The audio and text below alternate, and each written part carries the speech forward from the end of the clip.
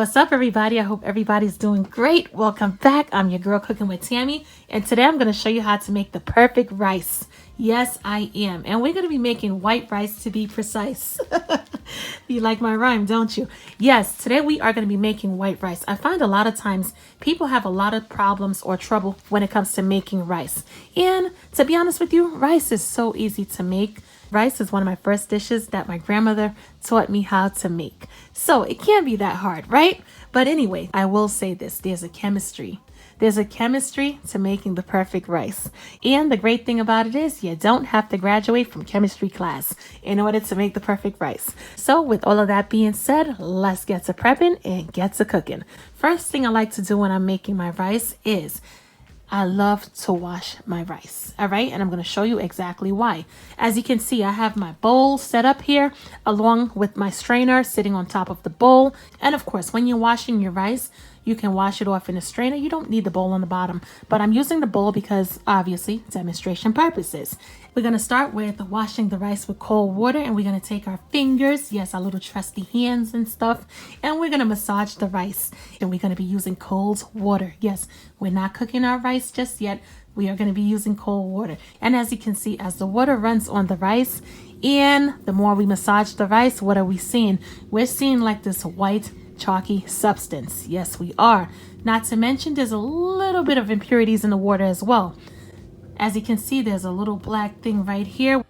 So we're going to continue rinsing our rice off. And yes, as you can see, the water is so white.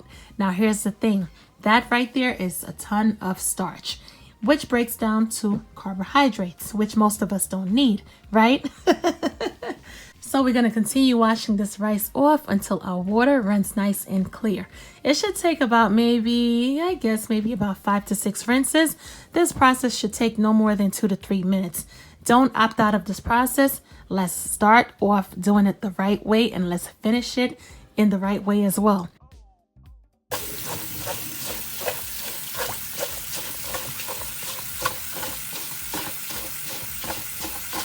As you can see, there's a little black thing right here, which we're going to definitely take it out of the rice, and we're going to toss it because we don't need to bite down on that. Now, here's the thing. A lot of times when you don't wash your rice, you might end up biting on a little piece of hard particle, which could actually destroy your teeth, believe it or not. Of course, obviously, during the growing process, you're going to get particles here and there. All right, now that we're done, as you can see, our water is nice and clear. I'm going to set it aside, allow it to just sit there for a minute. And what we're going to do is we're going to get our pot and we're going to add some water to it. Or are we? No, we're not. Now, for the chemistry portion of this segment, we need to know how much rice we're working with. How many cups of rice? Is it 2 cups? Is it 3? Is it 4? Well, I'll be honest with you. We have about 3 cups of rice in this strainer right here.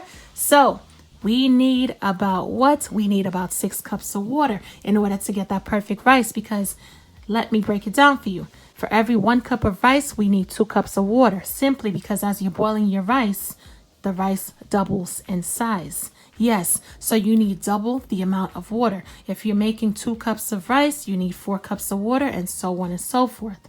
So we're going to add 6 cups of water to a pot. Definitely use a non-stick pot when making your rice. It makes it so much easier.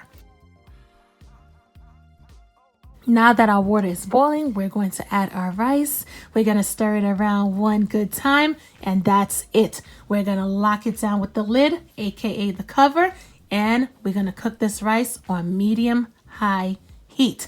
We're going to allow our rice to do its thing. We're going to check on it periodically, and that's that. If you want to add a pinch of salt, you can. But if you're rocking out with like maybe stewed beef, stewed chicken, or any type of meat that consists of gravy, you don't really need to add salt to the rice. All right. But then again, it's totally optional and totally up to you. After about 16 to 18 minutes, we're going to remove the lid. And as you can see, check out all of those little holes, or should I say little ear pockets that formulated in the rice, right? Check it out. And we didn't create that. What's happening is the water, or should I say the steam from the hot water, is actually cooking the rice throughout the entire pot. So everything is going to have the perfect texture. We're not going to go in there and continuously stir it, because what's going to happen is you're going to end up with a sticky, mushy rice, a mess, all right? And we're not trying to end up with a mess. Once we hit 20 minutes, most of that water is going to be gone. It's going to be out of here.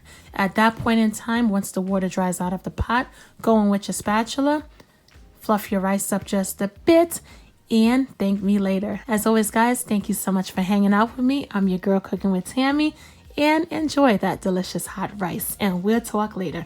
Bye, guys.